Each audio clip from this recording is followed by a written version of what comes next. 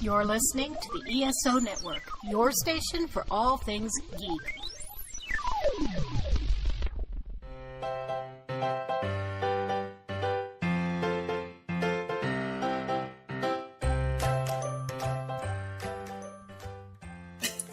Hey everyone, welcome to Myopia Morning. This week we talk Rocko's Modern Life, one of my personal favorites and one that I'm very glad we finally got to.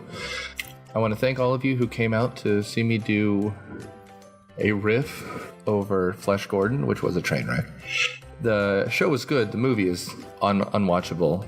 Don't forget, the first Thursday of every month in general, we do a show. So in a mere week, they will be back at it again. And then we're doing a second show in February. So check out Cineprov Facebook group or cineprov.com for all of that. So Scott will take this one away, but please rate and review us. I appreciate it.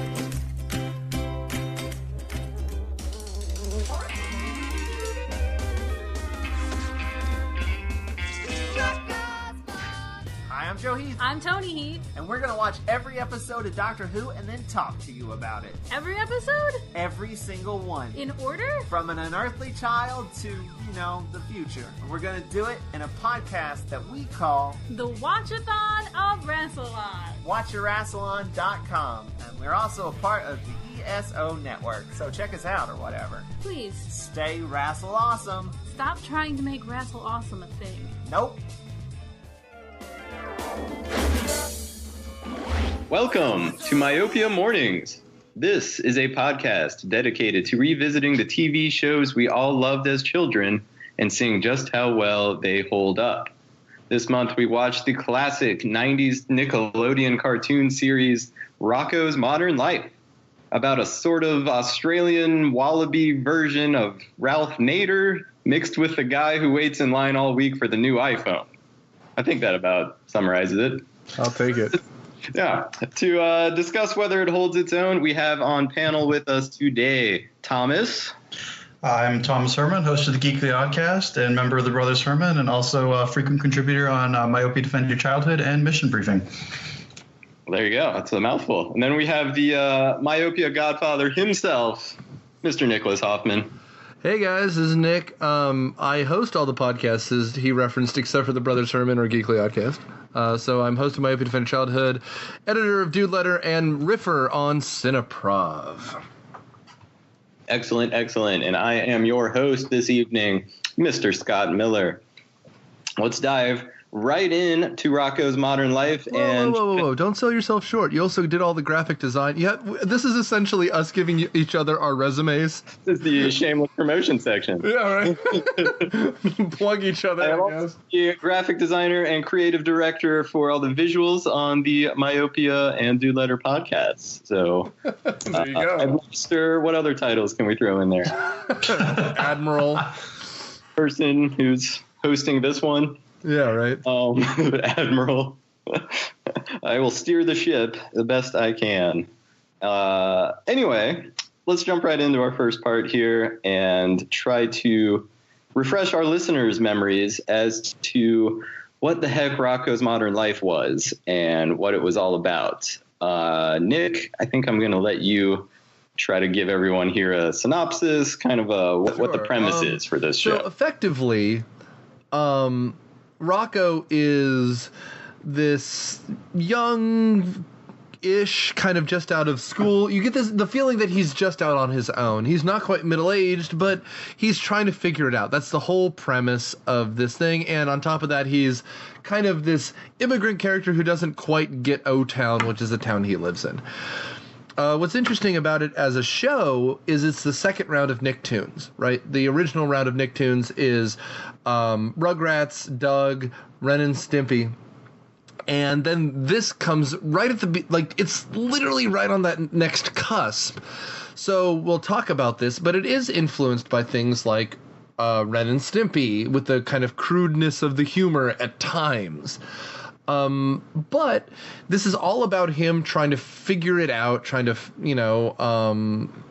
not unlike a lot of Nickelodeon shows, the premise is people trying to be adults, right? The precocious kid effect. But you never get the precociousness of Rocko. An episode we didn't watch even is about Filbert getting married and them going to the bachelor party, and they can't talk about alcohol, but they eat too much ice cream and they all get hungover, right? There are these little things that make it so close to trying to reach that barrier. And I think that's why this show is charming. As now someone who myself is 32, I look back at this and him saying garbage day. It's a very dangerous day. I just get that. Like, I understand that little bit of it. I love the show. So I'm when it came out on DVD for the first time, I bought it before the disc said cooled from the printer. So. Well, then you're the right person on the panel here, because I actually remember that I watched this show. I remember that I watched the show when I was young, and this show was a lot earlier than I thought. I thought this was probably like late 90s. This is like 93 to 96. This is right in there. But honestly, I didn't remember like anything specific about the show. I remember him being Australian, that he's got that guy Heifer around, I remember it having a lot of like crude Ren and Stimpy style violence. And that's it. I don't remember like why anything was happening. I didn't remember any specific episodes. But I was pleasantly surprised, like going back and really enjoyed watching these, because I was, I still had kind of a fresh mind to it, and I was pleasantly surprised. Obviously my memory is not going to be like tested here. There's nothing that's going to make me go, oh, I can't believe I liked this show so much. But that's why we've got you two. Yeah. So we can go around the panel and take a trip down memory lane real quick, and start with Thomas. So I think I remember this one pretty well. I remember watching this a lot as a kid, and then watching the reruns constantly. I remember his Woody Allen friend, Filbert. You turn the page and then you wash your hands. You turn the page and then you wash your hands. And I remember his wife, the cat dentist with the hooks for hands. Dr. Hutchinson. Dr. Hutchinson. Heifer Wolf from a family of wolves. I mean, raised by wolves. Yes. Literally raised by wolves. Rocko going through all of the problems with stepping into adulthood. I know a while back, my brother David did some research for an episode of Rocko. Like, was going to do an episode on Rocko for his show. And one of the things that was great was he talked about Joe Murray has an interview where when they asked him to do this show, and they're like, you do realize I don't do children's shows, right?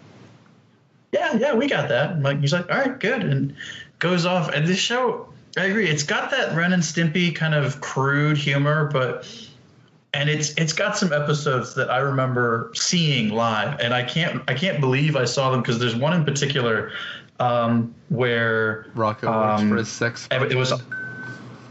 Rocko works for a sex phone line, which only aired once, but I remember seeing. And then the other one was my favorite, and I didn't get the joke as a kid, but I do remember the joke, and then coming back as an adult, and seeing it again, was when Rocko and Heifer go to a motel, and they asked if they wanted to pay by the hour. I do remember that. And Rocko goes all night, and the guy behind the counter goes, hubba, hubba. Oh, God. I love that so much. And I don't know. I enjoy that. I can't believe they worked those jokes in and nobody stopped them. But I remember I love this show, and when I've gone back and watched it again, I still really enjoy the heck out of it.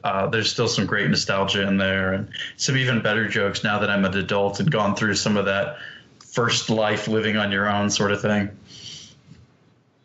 Nick, what about you? Similarly, it was one of those shows, and since I got to pick the episodes, since Scott, you had a frame of reference but didn't have memories like you said, I wanted to kind of show the gamut. I as an adult, am impressed with not necessarily just what they got away with, but the subject matter they were tackling. Like, we'll talk about it, which is kind of the charm of this show. But it's little things that now I get more of, not just jokes, but just simple premises. How sometimes the simplest thing is literally the most frustrating thing of your day. How, like, why my mom used to hate having to do, like, those days that were just laundry days, where it was just a Sunday where I just remember load after load after load after load of laundry. And it's just, obviously I wasn't doing the laundry, so who would give a shit? But the idea as an adult that there are these things that you know something's going to go wrong, there's nothing you can really do about it. Just take it. Just take it in stride.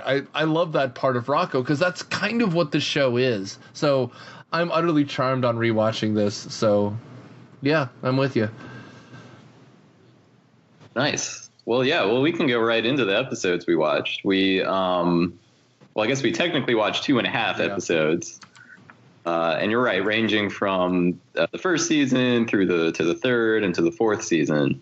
So we got kind of a good range of all the show had to offer. The first one, I don't know how long were these seasons?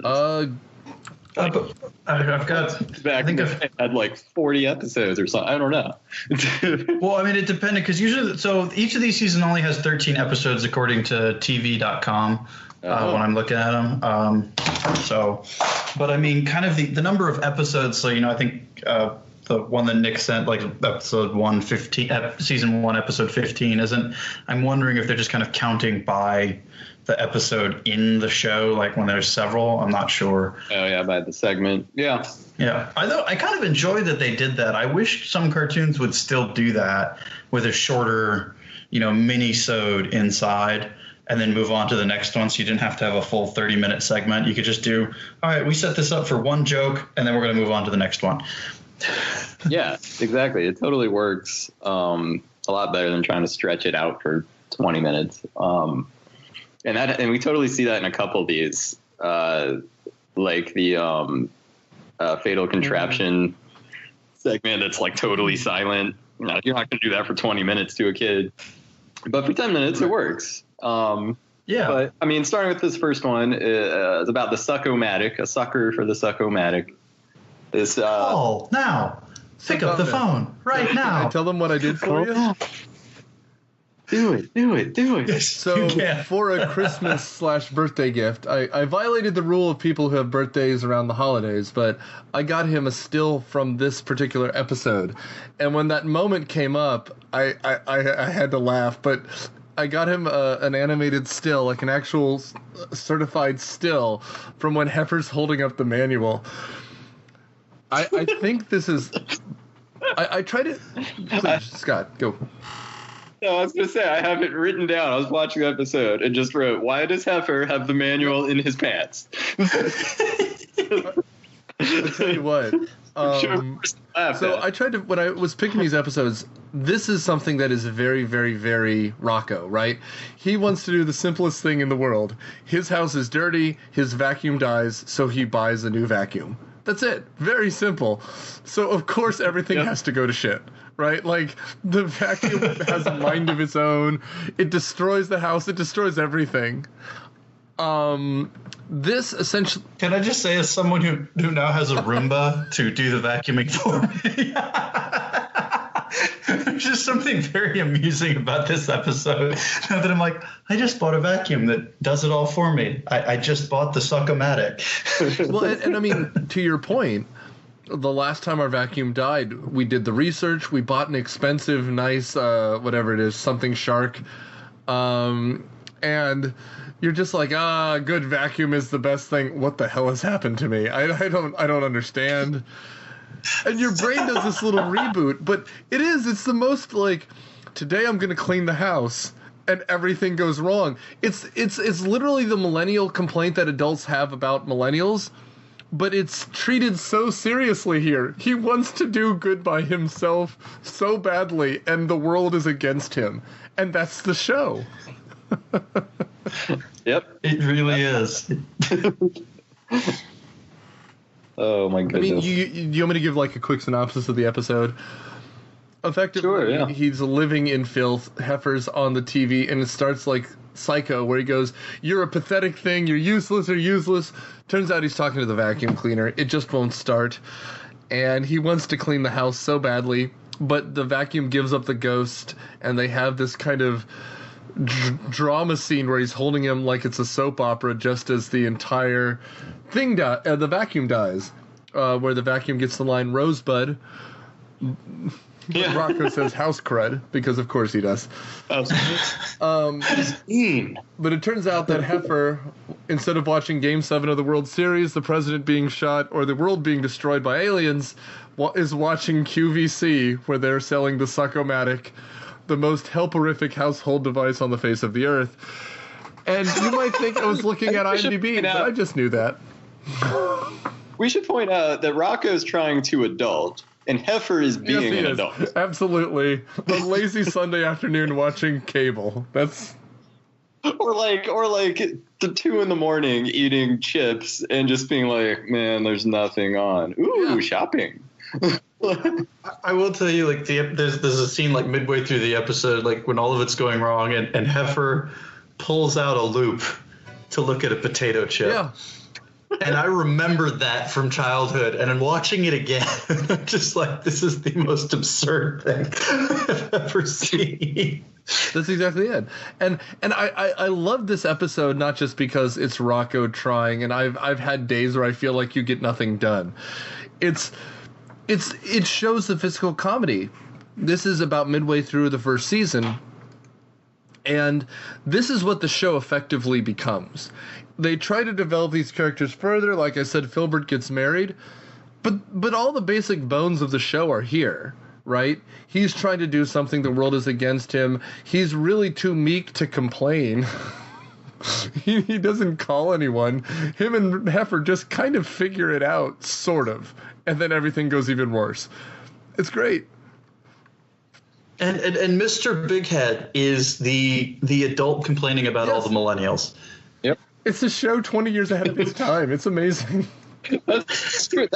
That's why I was shocked to read how early this show was. Well, and I think that's what's wonderful. Like, going back and watching it doesn't lose. It almost gained charm with maturity, because you went through all of the things that Rocko did, and you're like, oh wow, this is part of my life. It's not my entire life, but it has these like moments of clarity where you're like, oh wow. And I mean, an episode like this, like as a kid, I mean, it's got physical comedy and silliness, and as I wrote down, a montage of intense vacuum action. But I mean, it's clearly, like you're saying, like when you're out of college, go watch this episode. Like, it should just be a little warning at the end. That's you'll get it when you're older. I mean, the next episode we watch is like aimed squarely at kids to give them a message. This one's just more of like I mean, I like it. I like that about it, is that it straddles the child adult line really well, and you can see it totally differently as an adult, as opposed to, I felt like Ren and Stimpy watching it. I'm like, these aren't adult jokes mostly. It's just like gross out humor or screaming or catchphrases that kind of work when you're 12 and work just the same when you're 30. I feel like this worked very well. Like, not that it doesn't work the same way as Animaniacs, like where the jokes are written, where, you know, kids get a joke and then there's a deeper meaning for adults. Where the same thing happens here, where Animaniacs is just jokes for joke's sake. Where this one is, oh, that's funny for a kid to watch, and then as an adult, you're like, oh, it has a whole new meaning, but it's still hilarious. Yeah. And I like that because it's just because that cross-generational humor that really works. And I just like this episode in particular, like the vacuum. Yeah, I remember when I moved to Atlanta, and I'm like, I have to go buy a vacuum. And I went out, did my research, and I bought a vacuum. Like, I got a good vacuum. And I had the same moment Nick did earlier. I was like, oh God, what have I become? The things we get excited about as homeowners now. Yeah. And what's good is at the end of the episode, it pulls back, and their whole house has been engulfed by the vacuum, but so is everyone else is going through the same shit, and I like that. Like oh, it's not just you, don't worry, everyone goes through this. It sucks, but we're all in it together. Right. Very good. Pretty good. Well, let's jump into the next one. Let's keep it moving here. The next episode was a full episode, which meant we got the opening titles, which excited me because I had somehow forgotten that half of the B-52s did the opening theme song. Yep. I'm sitting there like, Rocko's Modern Life. Like, oh my God, is that Fred? As a UGA grad yourself, that must have warmed your heart. That absolutely warmed my heart. Athens represent whenever it can. I was very pleased with that. It has to be called out. Part one of this episode was essentially, if we want to do a synopsis, is Rocko leading the city, who somehow all the citizens somehow know all the same songs to sing. You can't fight City Hall. You can't fight corporate America. There you go. Oh my God! So Rocko's trapped in a musical in which he has to fight City Hall on environmental issues. Kids, clean your room, clean up outside, or nature will get you and give you what you deserve, or kick our butts, as they say in the episode. Very clear message going on in this one. But they have some fun with musicals, wherein Rocko is just like, why is everyone singing? How did you know all the words? Did you rehearse? And Heifer's like, yeah, every Thursday. Like, oh, okay. Well, so not a magical musical world. Yes, I mean, so this episode I chose obviously for a couple reasons. First of all, I remember this episode playing and the songs being kind of catchy and whatever. Yes, it's very Captain Planet with its very blunt message, right? But I will say the actual humor behind it is actually pretty great. There's a point where Heifer goes up to Conglamo to demand that he sees the board of directors, and the security guard asks him if it was planned or not, and he goes, well, this is actually kind of a spur of the moment thing. Oh, yeah? Well, then why does everyone know the words? And Rocko says, well, I don't know the words. And they behind him go, he doesn't know the words. And you realize that musicals are bullshit all at once, which is great. Yep. Oh, yeah. And Rocko screams, shut up, for like 3 seconds at them. It was wonderful. Like I can actually before this episode started, it started off and I'm like, oh no, it's all coming back. Like all of the songs start flooding of like, and it's like RECYCLE recycle, don't you POLLUTE pollute. It's horrible. And it's very cheesy and it's very over the top. But you know that the network note was you should have a message about blank. And he's like, oh, fuck you. I'm going to go all out. Because it's the most overproduced ever. Oh, it's so great. It's so phenomenal. I still can't believe that SpongeBob is Heifer Wolf. Right. It's like, that was the big one. Yeah, it's Tom Kenny. It was like, wait, Game what? Boy, huh? Yes. Well, and That's a Rocko career. is done by, I was going to say the guy with the mustache, but he's one of the guys from Reno 911, and they all have mustaches, which is the gag. Carlos Alzarki. I can't. Allah's Rocky. Al's Rock. Yes, thank you. He's the one that isn't, Tom Lennon. He's like the second in command guy, but it's really good. It's a great show. And the voices are great in it, right? Like you said, Filbert, who isn't in any of the episodes we watched, but is good. Heifer, who is raised by wolves and all this stuff. And the voices really illustrate the kind of goofy fat guy, the very Chris Farley-like character that Heifer is. Oh, yeah. Oh, and can we talk about the fact that it's not in this, but the Heifer's favorite fast food restaurant? Oh, Choky Chicken. Choky Chicken. Oh my God. Well, and to make the joke even bleaker, there's more than once where you see a family of chickens going into Choky Chicken, which is just a KFC thing. But like, there's so many jokes that they're like, well, if you don't get this one, you'll get this one. And it just keeps going and going and going and going. It's great. It really is phenomenal. But wait, so this brings up a question I had about the world of Rocko's modern life. So this is not unlike Mickey Mouse. This is a walking, talking animal with a pet dog who can do none of those things. Well, it's making fun of Mickey Mouse, like right. then as you go through these episodes, it's like some animals can walk and talk, some items are sentient, some aren't, some are. It's like this, and then as it goes, I just kind of got the idea of like, oh, it doesn't matter. It's whatever works for the joke or whatever works for the story. Some things can talk and some things can't, and it's good to have a dog companion.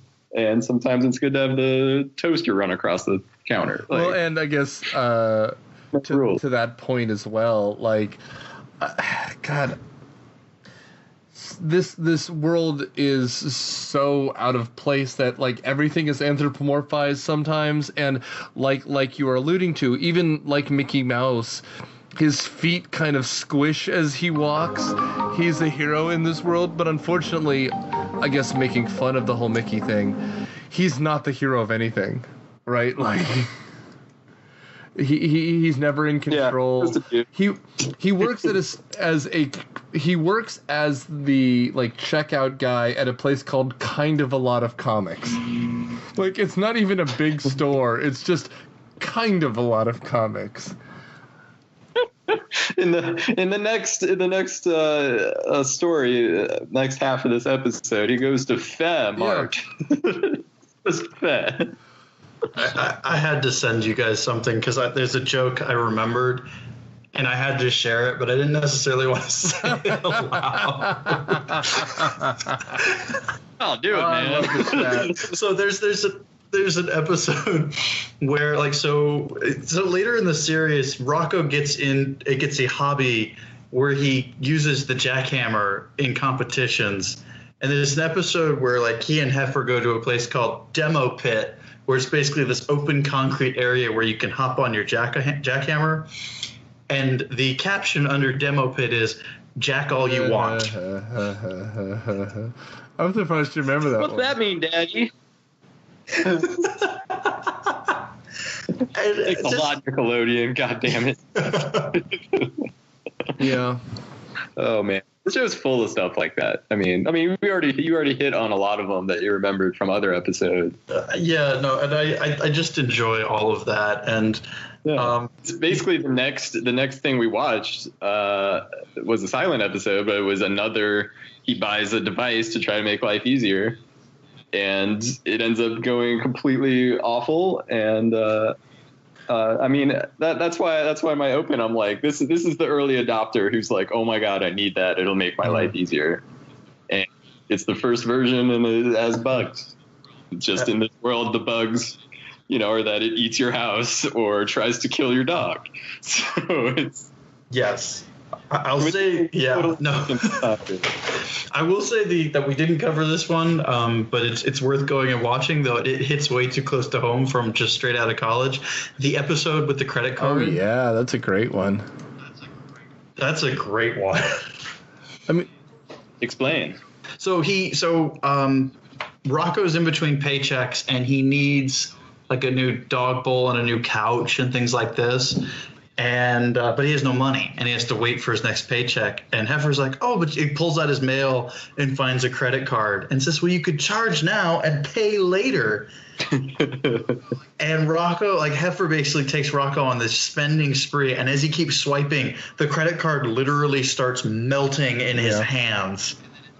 And then at the end, the bill comes due, and so all of his stuff gets repossessed.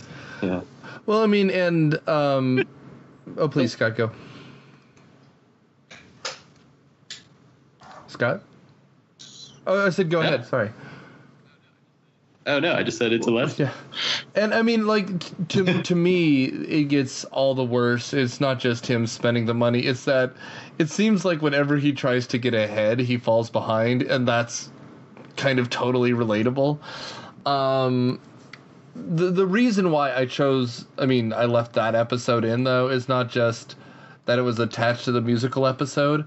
I kind of appreciate the art that they just do. You never saw silent episodes like this, because that's almost like a Buster Keaton bit, right? Or something out of Modern Times from Charlie Chaplin. Like, modern technology is crazy, but there's no words. There's barely sound effects. It's kind of neat. That BoJack Horseman did this with the underwater episode where they couldn't speak. And I remember, that's a year ago. I remember that being like, wow, they did a silent episode. And I'm like watching this thinking, this is 25 years ago. And Rocko just like pumps out a 10-minute, like it's a Tom and Jerry with no words. Like it's nothing. I'm like, well, Rocko so far has been very ahead of its time in all of these episodes. And I didn't know. I was sad, it ended at 4 seasons, and I'm going through it. I'm like, these episodes are fantastic. Why did it cap off? And I'm like, well, I guess, I think there's, I learned this. I've got a friend, she works for Cartoon Network. And one of the things I learned, it's surprising this made it to 4 seasons, but most shows don't make it past 3 because that's kind of the generational age range that they're aiming at. And by the time the 3rd season comes around, the group that was watching it is aging out, and the group that's coming into that age group doesn't want to watch what their older sibling or the older kids were watching. They want something for them. And so it kind of just cycles the show out. And so 3 or 4 years and you move on to the next show. And that's just kind of how most shows work. Now, how SpongeBob is still going is beyond me, and I don't want to talk about it. Well, imagine it's not unlike The Simpsons. That's like a dozen years too, and that seems like it knows exactly who it's aiming at, and I guess it just depends. Well, I think not unlike The Simpsons, True. It does the thing where it changes the showrunners every few years, so it doesn't completely refresh, but the ideas refresh every couple of years, and that also helps it, right? Because SpongeBob, when we were in high school, when it first came out, is very different than it is now. And that ability to evolve is also different. And unfortunately for Rocko, it was completely driven by Joe Murray. And although that Camp Lazlo show that he came out with next, I think, lasted a bit longer. But wasn't that Cartoon Network? It could have just been a different. I think it was. So. And I've heard from some of the interviews that people who've left Nickelodeon, like around that time, like a lot of the great, shows we remember from our childhood on Nickelodeon were from a specific time where Nickelodeon was very much throwing money at creators and just letting them create. And as it moved on from there and got popular, it became more and more corporatized in how they wanted to run cartoons.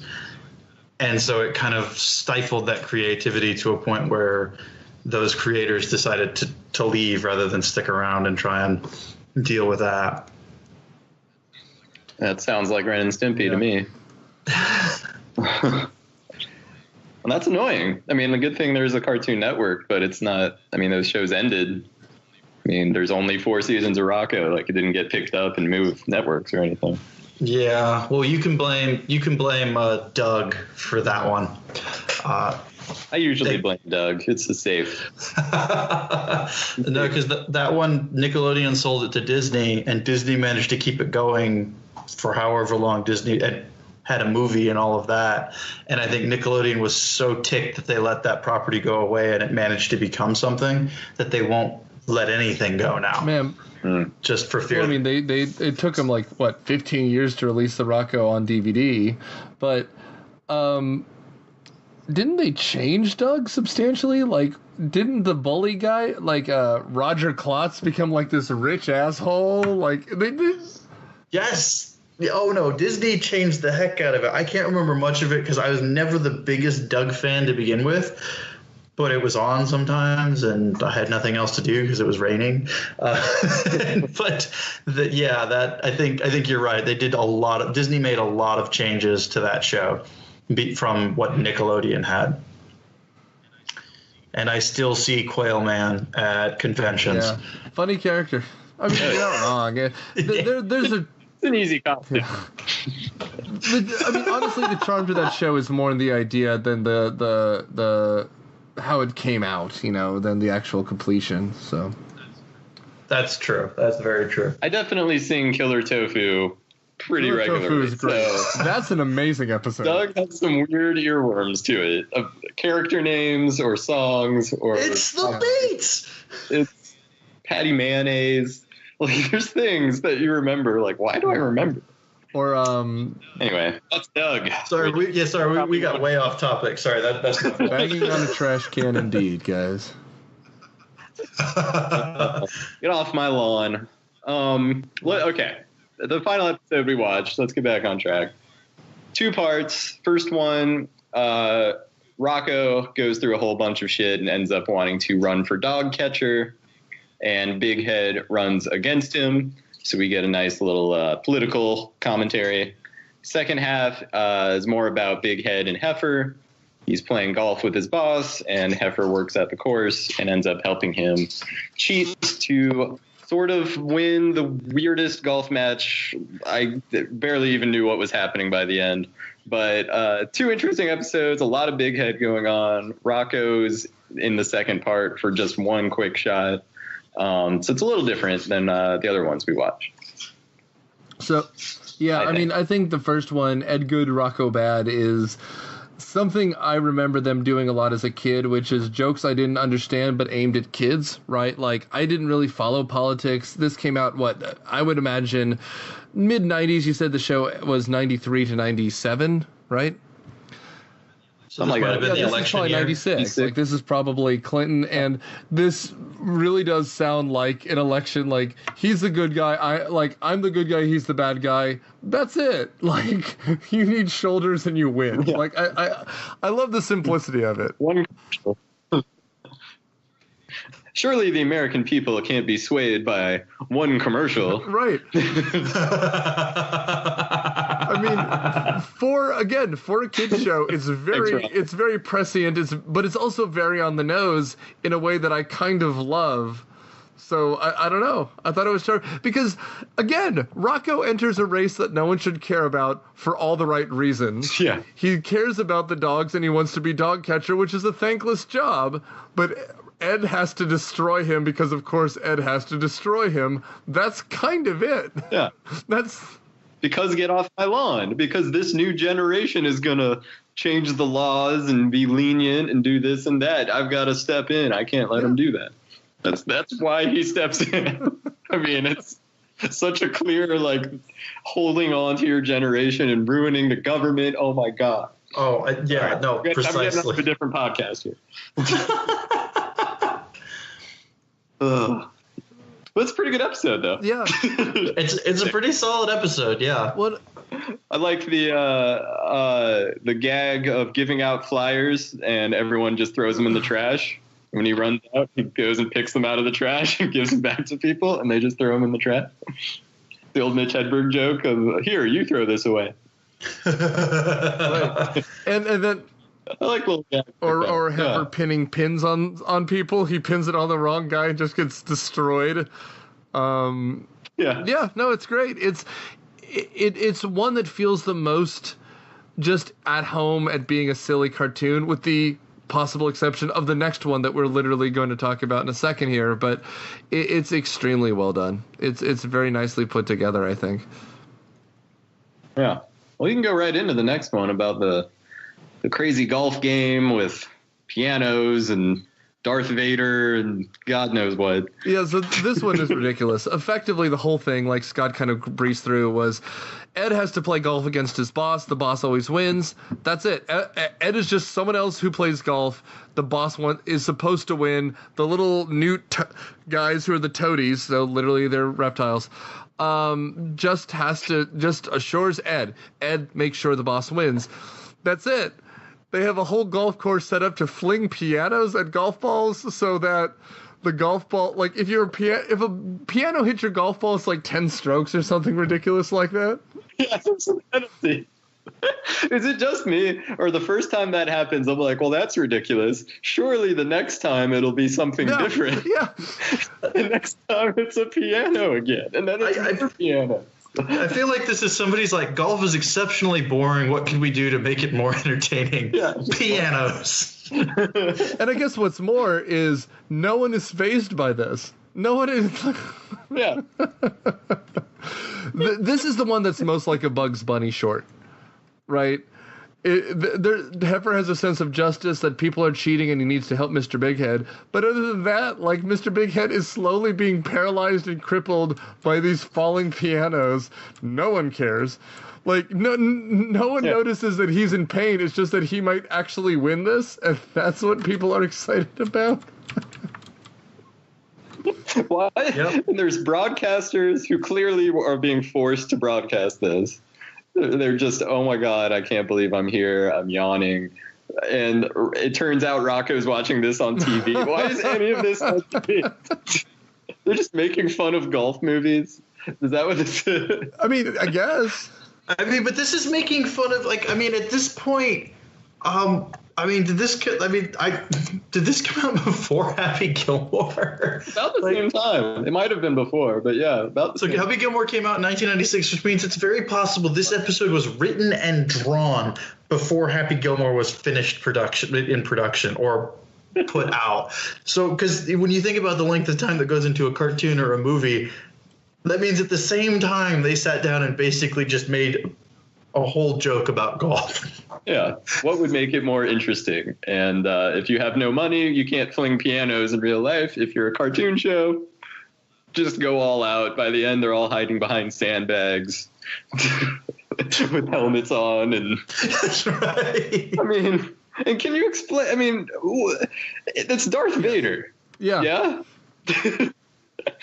And the little helpers are like red leader to base. My ears are perking up. I'm like, oh wait, yeah, I thought the guy's voice was like Kylo Ren because that's just in my, immediate memory. But it's like they just shoved the Star Wars thing in here. Why not? What would make golf more interesting? Star Wars.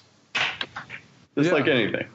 Just stick Star Wars in there. Yeah, this is ridiculous. Yeah. It's so charmingly ridiculous. Yeah. I don't know. It's one that is the most like an old Looney Tunes bit, which is something that John Kay used to talk about with Ren and Stimpy, doing Space Madness. Why wouldn't they be in space for no reason? That's how Bugs Bunny was. Yeah. But Joe Murray has none of the like artistic politics. He just wants to do something goofy, and this is just about as goofy as the show ever got. It's great. Yeah, it's a world that it just has cartoon rules. It has characters, and then anything else can be whatever it is. Trees can open up and fire pianos. You can have Darth Vader. The electronics can fight with each other. It doesn't matter. And some dogs talk, some dogs don't. Whatever works for the joke. And it usually does. And I mean, I can't emphasize enough that like what is happening surprises no one. Like no one is shocked or startled. Exactly. Within this world, these things are normal. No matter what it is, the things are normal. Like the vacuum going out of control and sucking up houses. I mean, it's unfortunate, but no one's sitting there being like that shocked. This is fine. Oh, I just bought a faulty vacuum. Yeah, no, that's precisely it. Or yeah. Or really, really big man. There's a superhero that floats around this show somehow. People are just kind of okay with him. And one of his superpowers is his nipples can see into the future. Yeah, the nipples of the future.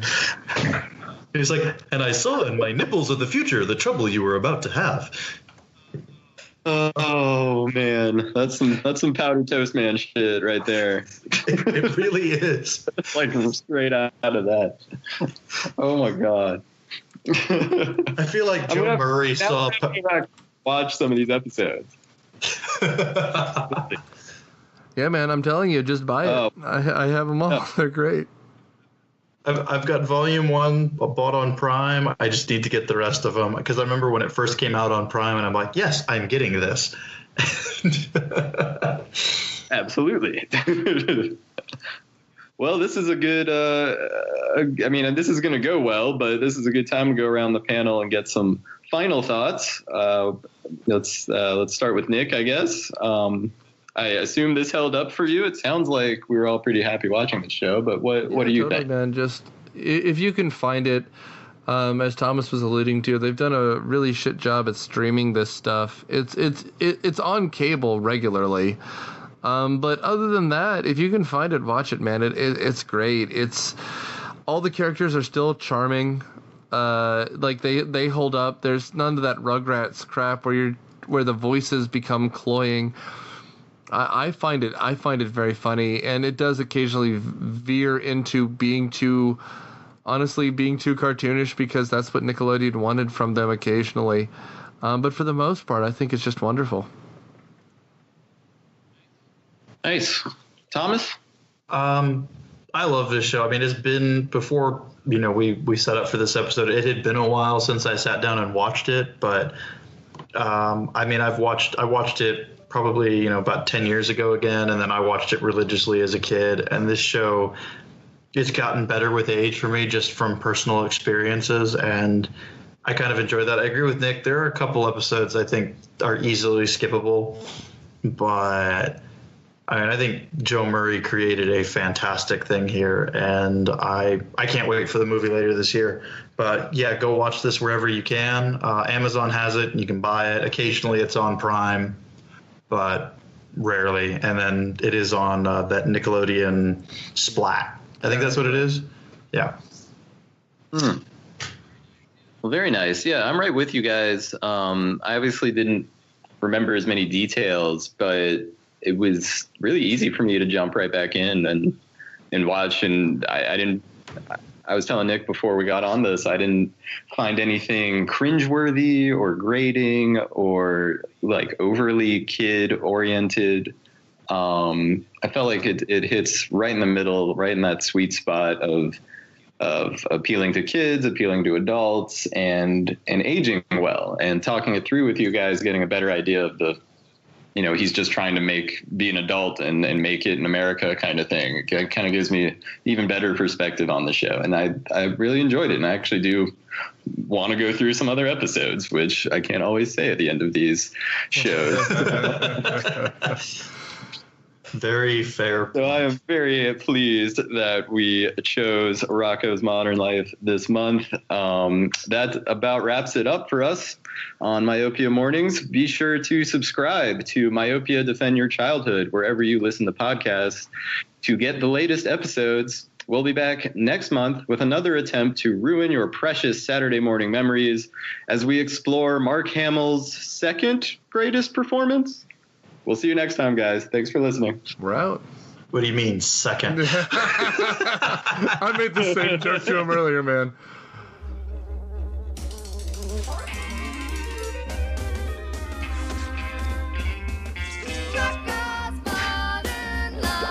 Rocko's Modern Life.